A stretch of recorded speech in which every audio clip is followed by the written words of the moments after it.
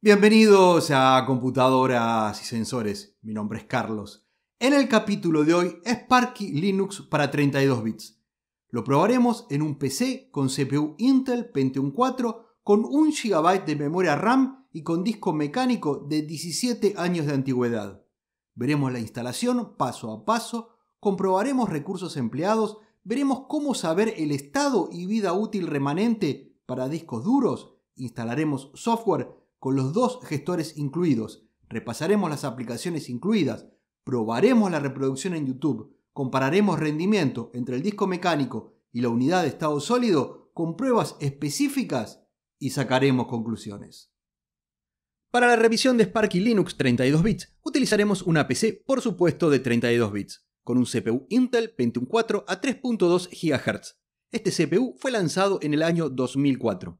1 GB de memoria RAM del tipo DDR2, y como necesito tener una salida de video en Full HD, utilizaré una tarjeta AMD Radeon 6450 de 1 GB. Esta es del año 2011. Y para que el empleo de memoria sea real, capturo el video en una capturadora Elgato Camlink en otra PC. Intentando mantener los recursos lo más limitados posible, utilizaré este disco duro mecánico Western Digital Caviar de 160 GB. Y como indica la etiqueta, la fecha de fabricación es agosto de 2007, un disco con 17 años de antigüedad. La recomendación para ti es utilizar una unidad de estado sólido, estando las de 120 GB normalmente a costos accesibles, y la mejora de rendimiento es considerable. Siempre me solicitan realizar las revisiones solo con Wi-Fi, para lo cual utilizaré este adaptador USB con el chip MT7601U, que desde el kernel 4.2 está soportado en Linux y no necesita ningún driver. La velocidad es de 150 megabits por segundo. Dirigiéndonos al sitio web en sparkylinux.org, nos indica que se trata de una distribución Linux basada en Debian, que es ligera y completamente personalizable. Con clic en la pestaña Download tenemos dos tipos principales de descargas, Stable y Semi-Rolling, que se basa en Debian Testing. Solo podemos seleccionar Stable para 32 bits o i686, donde tenemos dos posibilidades, y con entorno gráfico solo uno, Minimal Graphical User Interface i686. Doy clic en SourceForge ISO Image, que suele ser rápido para las descargas. En este caso es de 1.21 GB. Se abre el sitio web de SourceForge y luego de 4 segundos comienza con la descarga. Vuelvo a la solapa de la web de Sparky y ahora doy clic en All SAMs para descargar los hashes criptográficos o fingerprints que luego compararemos con nuestra descarga. Se abre nuevamente la web de SourceForge y rápidamente se descarga como un archivo TXT. Una vez finalizadas, abro el directorio donde se encuentran ambas y como en mi caso me encuentro en Linux con Endeavour OS y Plasma, abro el fingerprint con Kate, pero puedes usar cualquier editor o bloc de notas. El siguiente paso es desde la terminal dirigirnos a la ubicación de las descargas, en mi caso el directorio de descargas, para luego ingresar SHA 256 zoom, las primeras letras de la imagen ISO, SPAR, y presionando la tecla tabulador se autocompleta. Tras dar Enter, veremos el fingerprint o huella dactilar de 256 bits. Comienza con 4D91E y finaliza con 934295. Perfecto, coinciden. Podemos flashear la imagen ISO. Si en tu caso estás descargando y verificando desde Windows, te dejo en la descripción del video en YouTube un link donde se explica cómo hacerlo desde la terminal o símbolo del sistema de Windows. Hay muchas herramientas disponibles para flashear, siendo las más conocidas Balena Etcher, Fedora Media Writer, Raspberry Pi Imager, si estás en Windows Rufus, pero en mi caso utilizaré Ventoy, dado que tengo algunas ISOs de videos anteriores que quiero conservar. De modo que inserto la memoria USB y simplemente es arrastrar y soltar o copiar y pegar del disco a la memoria USB. No tenemos que apurarnos a quitarla, dado que el proceso de flasheo demora algún minuto, no solo es copiar. Una vez finalizado, retiro la memoria USB y la inserto en el viejo PC con Pentium 4. Pasemos a la instalación. Iniciamos la PC asegurándonos que bootee desde la memoria USB. Unos instantes después se abre Ventoy y selecciono Sparky Linux 7.4 y 686 minimalgui.iso. Luego boot in normal mode y ya en el instalador de Sparky me desplazo hacia abajo en More Languages. Enter y selecciono Sparky Linux Spanish. Enter para seleccionarlo y unos instantes después comienza cargando el kernel y el init. Iré resumiendo el proceso sin omitir ningún paso. Unos instantes después se abre un live funcional que detecta redes inalámbricas disponibles y con clic abajo a la derecha en el icono de redes, luego redes disponibles, selecciono la mía que la muestra primera. Ingreso la contraseña para la red Wi-Fi y tras dar en conectar queda establecida. Una notificación nos informa de ello. Con clic en el lanzador de aplicaciones, estas se muestran. El live es funcional. Ejecuto Shipparted, nos solicita la contraseña que para el uso en live es live. Y Shipparted se abre correctamente mostrando el disco mecánico de 160 GB que vimos anteriormente con el nombre SDA y sin formato o como espacio sin asignar. Si tú quisieras crear una partición en tu disco, podrías hacerla con esta herramienta y desde el live antes de instalar. Con clic en el menú desplegable, muestra SDB que corresponde a la memoria USB de 32 GB con Ventoy, que es donde se encuentra esta ISO. Cierro Shipparted, con doble clic en Sparky Linux Installer e ingresando Live como contraseña, se abre el instalador Calamares.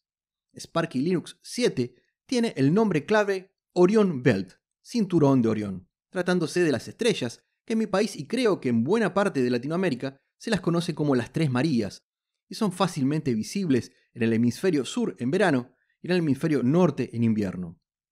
Idioma lo dejo en español y clic en siguiente. Es momento de la ubicación geográfica que muestra todo correctamente. Región, uso horario, idioma y formato de números y fechas. Siguiente y en teclado selecciono Spanish Latin American. Ahora es momento de seleccionar el almacenamiento, pudiendo reemplazar una partición, borrar el disco, que será mi elección, ya que está en blanco, o el particionado manual. Selecciono borrar el disco y con swap y con hibernación. En este PC de tan pocos recursos es importante contar con memoria de intercambio. Clic en siguiente y toca ingresar el nombre de usuario, de equipo y la contraseña 2 veces. En mi caso, desmarco iniciar sesión automáticamente o autologin. Tendré que ingresar la contraseña con cada inicio de sesión. Clic en siguiente y nos mostrará un resumen con todas nuestras elecciones anteriores. Damos en instalar y comienza con el proceso que dura unos cuantos minutos, pero no requiere de nuestra intervención para nada, y aquí resumo a unos pocos segundos. Al finalizar nos indica hemos terminado. Marcamos en reiniciar ahora y clic en hecho. Cuando la PC se apaga, quitamos la memoria USB para que inicie desde el disco. Una vez reiniciado el equipo, se nos presenta el GRUB y seleccionamos Sparky, o luego de unos segundos lo hace de forma automática. Luego vemos una animación con el logo de Sparky Linux que nos oculta la carga de los servicios y posibles parpadeos de pantalla. Esto se llama Plymouth. Me parece muy bien estos cuidados estéticos, aún en una distro para 32 bits y bajos recursos de hardware. Luego arribamos al gestor de inicio de sesión, donde ingresamos el usuario y password recién configurados en la instalación. Unos instantes después, se abre Sparky Linux con la conexión a Internet por Wi-Fi establecida, dado que lo habíamos configurado antes. Con clic en el lanzador de aplicaciones, vemos por supuesto las mismas que en el Live, y lo primero siempre es actualizar el sistema, para lo cual ejecuto la terminal y rápidamente voy a cambiar el tamaño del font para que de ahora en más lo tengamos en 14 puntos, y lo hacemos desde Editar, Preferencias, y aumento el tamaño de la tipografía a 14. Clic en Seleccionar y Aceptar. Ahora lo importante.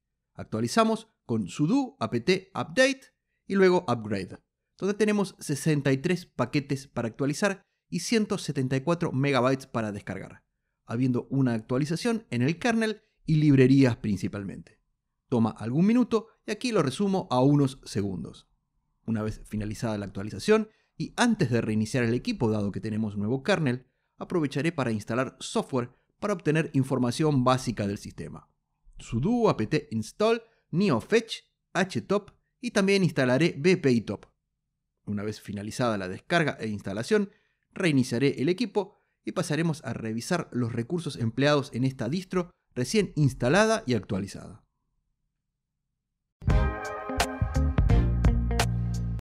Una vez reiniciado el equipo y acreditados, abra una terminal con clic derecho sobre el fondo. Luego verificaremos recursos con la primera herramienta que descargamos, el ya discontinuado NeoFetch. Nos muestra que nos encontramos en Sparky Linux 7.4 Cinturón de Orión para arquitectura i686 o 32 bits, con el kernel LTS 6.1 y con 1413 paquetes instalados, todos de PKG. Empleamos el gestor de ventanas OpenBox, el ya mencionado CPU Intel Pentium 4 a 3.2 GHz, la tarjeta gráfica AMD Radeon 6450 y estamos empleando 294 MB del Gigabyte disponible. Limpio la pantalla con Clear y ejecuto free-h, donde sorprendentemente muestra un empleo de 431 MB, un 47% más respecto a NeoFetch. Es obvio que uno de los dos valores es incorrecto. Limpio la pantalla y ejecuto htop, quien muestra un empleo de 308 MB, y los dos hilos o subprocesos en valores mínimos, un 5% más de RAM respecto a NeoFetch. Finalmente, ejecutamos bpytop y aquí nos muestra 449 MB de empleo de memoria, un valor similar al de free-h, y un 53% más que NeoFetch. En la tablita vemos los consumos de memoria para cada una de las aplicaciones y el porcentaje respecto a NeoFetch. En esta imagen tenemos un comparativo de Sparky con dos distros Linux probadas en este mismo hardware. A la izquierda Debian 12 LXDE con 252 MB y a la derecha Debian 12 LXQT con 401 MB. Valores de empleo de memoria muy similar con LXDE y bastante menor a LXQT, lo cual es esperable. Si bien no se trata de una herramienta para calcular recursos, ante la incertidumbre de un disco duro mecánico antiguo y saber el estado de salud del mismo, utilizo esta aplicación de nombre Hard Disk Sentinel, que dispone de versiones tanto para 32 como 64 bits, y ofrece la cantidad justa de información. Aquí vemos que detecta perfectamente el modelo de disco Western Digital de 160 GB, estando actualmente a una temperatura de 30 grados Celsius, habiendo alcanzado un máximo de 45 grados. Tanto en rendimiento como estado de salud se encuentra al 100%. Debajo nos indica que el estado es perfecto, no hay sectores problemáticos o débiles. Finalmente, que el tiempo en que el disco estuvo alimentado es de 1748 días y 19 horas, teniendo una vida útil remanente de más de 100 días. Con esta información puedo quedarme tranquilo con respecto al estado del disco. Pasemos a revisar las aplicaciones instaladas de forma predeterminada. El escritorio de Sparky Linux es muy simple y se gestiona a través de OpenBox. En la parte inferior tiene el panel Tint 2, donde a la derecha se encuentra la fecha y hora. Con clic se despliega el calendario, a su lado el volumen de los altavoces y luego el gestor de redes. Del lado izquierdo encontramos los escritorios virtuales, los cuales podemos cambiar con la rueda del mouse. Aquí en uno de los escritorios abro la terminal y en el otro el gestor de archivos PCMan-FM. Es fácil y rápido cambiar entre uno y otro. El gestor de archivos PCMan-FM es un clásico que no necesita presentación y permite navegar entre archivos y directorios fácilmente. En el vértice izquierdo el lanzador de aplicaciones, que las muestra todas en una sola pantalla. La otra forma y clásica de OpenBox es con clic derecho sobre el fondo, para tener las aplicaciones agrupadas por tipo. Para los fines de repasarlas ahora todas en una sola pantalla es más cómodo. Encontramos varias herramientas administrativas, el interesante App Center, que luego veremos para instalar aplicaciones, herramienta de captura de pantalla, para configuración de impresoras. Como navegador web, al igual que Debian, trae Firefox ESR, el clásico gestor gráfico para Debian Synaptic, la herramienta de flasheo de Raspberry Pi y Mager, que también sirve para formatear memorias, Nitrogen, que es un navegador y configurador de fondos de escritorio, donde además del fondo azul con logo predeterminado, hay algunos más con la temática de la constelación de Orión. Ingresando esta vez con clic derecho sobre el fondo, en sistema encontramos otra interesante aplicación como es Timeshift, para realizar instantáneas de recuperación, y nosotros vimos en detalle en el capítulo 153. Pasemos a instalar software con los dos gestores incluidos.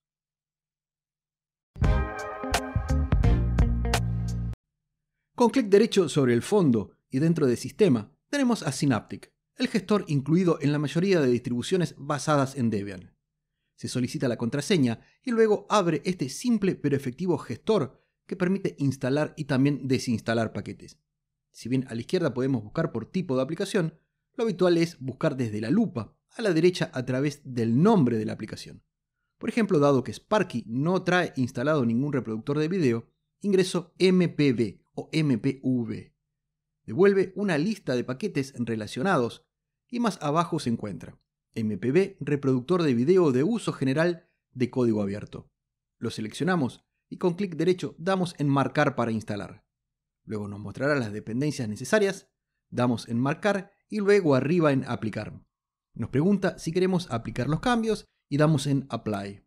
Comienza con la descarga e instalación de paquetes que demora menos de un minuto, pero igual resumo.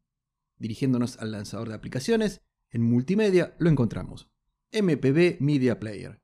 Pero para abrirlo voy a dirigirme a PCman FM y dentro del directorio videos, con clic derecho y seleccionando MPV Media Player, voy a reproducir este video habitual de pruebas en formato MOV y a una resolución de 1920 x 1080, el cual se reproduce muy bien a pantalla completa en este hardware modesto. Muy bien esta parte. Volviendo a Synaptic, voy a buscar esta vez el entorno de desarrollo integrado para Python Thonny, el cual encuentra, selecciono y marco igual que hicimos recién con MPV.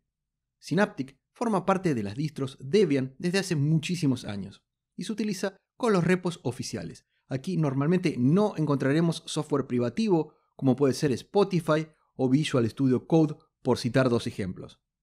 Si nos dirigimos ahora al lanzador de aplicaciones, en desarrollo lo encontramos Thonny Python ID, el cual al abrirse nos solicita el idioma, español, Initial Settings lo dejo en estándar y Let's Go. El entorno de desarrollo integrado se abre correctamente y como intérprete Python 3.11.2. Muy bien Synaptic, es muy conocido. Pasemos ahora desde el lanzador de aplicaciones y luego Aptus App Center.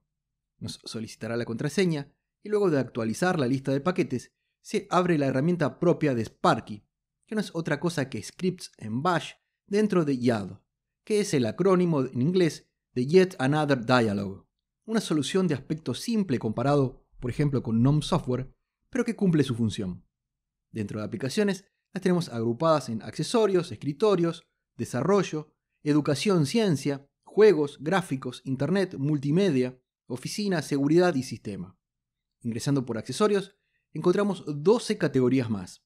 Ingresemos por ejemplo en monitoreo y nos encontramos con una gran cantidad de aplicaciones y muchas muy populares. Volviendo a aplicaciones y luego desarrollo, encontramos al entorno de desarrollo integrado de Arduino y más abajo a Visual Studio Code. Este App Center no se limita a software libre de código abierto, aquí también encontraremos privativo. Volviendo a aplicaciones, oficina y dentro de suites de oficina encontramos a las populares LibreOffice, OnlyOffice o la también gratuita pero privativa FreeOffice. Nuevamente dentro de aplicaciones, internet y luego navegadores web nos encontramos con muchos de ellos, desde los más a menos conocidos, los más pesados y también para uso en terminal como Lynx, navegadores que normalmente no encontramos en los repositorios como Brave o Microsoft Edge, aquí sí están disponibles. En mi caso seleccionaré Chromium. Como información encontramos la versión, el tamaño de la descarga, en este caso 76,9 MB, el tamaño instalado, las dependencias, una breve descripción y con clic en instalar se abre una ventana de terminal donde damos con S para continuar y en pocos segundos Chromium se descarga e instala. Al final nos pedirá que demos Enter para cerrar la terminal. Si nos dirigimos al lanzador de aplicaciones, dentro de Internet lo encontramos debajo de Firefox. Navegador web Chromium. Lo abriremos en instantes para comprobar qué tal funciona reproduciendo videos en YouTube con este hardware. La primera prueba de reproducción en YouTube la haremos con el navegador Firefox ESR que trae la distro incluida, con un video del canal a 720p y 30 cuadros, con las estadísticas activadas. Y la verdad es que no hace falta verlas. Aquí hay mucho más que caída de frames, sino directamente la reproducción se congela, convirtiendo la experiencia en mala. Abro una terminal con htop y vemos que los dos subprocesos del único núcleo del CPU se emplean en el orden del 60 a 70%. La memoria RAM, aproximadamente 653 MB del GB disponible, y se utilizan 164 MB de memoria swap. Pasando a una resolución de 480p y 30 cuadros, una vez que se estabiliza, la reproducción mejora y al menos no se congela, pero sigue habiendo caída de frames. En cuanto al empleo de memoria y procesador, no hay cambios significativos. Pasando ahora al navegador Chromium que instalamos hace un rato, en las mismas condiciones, comenzando a 720p, tamaño cine, la reproducción es mucho mejor que con Firefox. La caída de cuadros, mínima, y la experiencia en general buena. En cuanto al empleo de memoria, algo menor en RAM, aproximadamente 550 MB, y ligeramente mayor en swap, mientras que los dos subprocesos se mantienen entre 60 y 70%, igual a Firefox. Pasando a 480p, también hay pérdida de cuadros y el empleo de recursos casi no cambia con respecto a 720p ni a Firefox. Como hemos probado en varias oportunidades de distros con 32 bits, con esta misma PC y en general YouTube, tuvimos mejores resultados reproduciendo video en 720p, siendo la única diferencia en esta oportunidad un disco mecánico y no un SSD. Voy a instalar Sparky Linux nuevamente, pero esta vez en esta unidad de estado sólido Kingston de 120 GB. Dado que tenemos esta posibilidad, haremos algunas pruebas de benchmark para comprobar velocidades con ambos medios de almacenamiento en la misma PC y distribución Linux. Comencemos con el disco mecánico y luego, cuando haya instalado Sparky en el SSD, lo repetiremos. Para comenzar con las pruebas o benchmarks de velocidad, lo primero es desde una terminal instalar con sudo apt install hdparm para obtener velocidad de lectura de datos secuenciales. Luego de ingresar la contraseña, rápidamente se descarga e instala. Es un archivo de solo 120 KB. Lo ejecutamos ingresando sudo hdparm -t /dev/sda, que es el disco mecánico. Tras dar Enter, realiza el proceso en pocos segundos, indicando que leyó 210 MB en 3.01 segundos, equivalente a 69.70 MB por segundo. Lo ideal es realizar estas lecturas 3 veces y tomar el promedio como valor definitivo, de modo que repetimos 2 veces más. La segunda lectura fueron 68.01 MB por segundo y la tercera 67.62 MB por segundo, con lo cual el promedio es de 68.44 MB por segundo. En breve lo compararemos con la unidad de estado sólido Kingston A400 de 120 GB. El siguiente valor que quiero obtener es mediante el excelente sistema de registros que dispone systemd, para lo cual ingresamos systemd-analyze y nos devuelve que el tiempo que tarda en cargar el kernel es de 13.747 segundos. Luego todos los servicios que no corresponden al kernel en 27.349 segundos, dando un total de 41.096 segundos. Mientras que tarda en montar todo el entorno gráfico 25.845 segundos. Luego veremos cuánto de incidencia tiene en este tiempo el dispositivo de almacenamiento. Pasemos a trabajar con Sparky Linux, pero con el SSD. Me encuentro en Sparky Linux configurado exactamente igual que cuando lo instalamos antes, pero utilizando la mencionada unidad de estado sólido Kingston A400 de 120 GB. Si bien es SATA 3, el motherboard de esta PC solo soporta hasta SATA 2, con lo cual tampoco aprovecharemos toda la velocidad. Repetiré la prueba con sudo hdparm -t /dev/sda para obtener el valor en lectura de datos secuenciales. Luego de ingresar la contraseña, devuelve 798 MB en 3.01 segundos, que corresponde a 265.43 MB por segundo. Gran diferencia con el disco mecánico. En la segunda entrega de valores obtenemos 272.14 MB por segundo, mientras que en la tercera 271.03 MB por segundo. Como vemos abajo en la tablita, nos da un promedio de 269.53 MB por segundo, 3.94 veces más veloz que el disco mecánico, con lo cual es esperable un mejor rendimiento en muchos aspectos. Limpio la pantalla y ahora comprobaremos los tiempos con systemd-analyze y retorna 11.573 segundos para el kernel, 13.783 segundos para todos los demás servicios, dando un total de 25.357 segundos. El entorno gráfico lo carga en 13.713 segundos. Debajo tenemos los valores que obtuvimos con el disco mecánico, donde sorprendentemente en la carga del kernel la diferencia es poco significativa, 11.573 contra 13.747 segundos. Pasando a Firefox ESR con el video en YouTube en las mismas condiciones que anteriormente y a 720p, la reproducción cambió. Sigue habiendo caída significativa de cuadros, pero al menos ahora el video se puede ver, no se congela. Abriendo la terminal con htop, se aprecia un empleo de memoria de unos 570 MB de RAM y 220 MB de swap, mientras que los subprocesos están en el orden del 50 al 70%. Pasando a Chromium y 720p, se obtiene una buena reproducción, con baja pérdida de cuadros, pero con una buena experiencia de uso.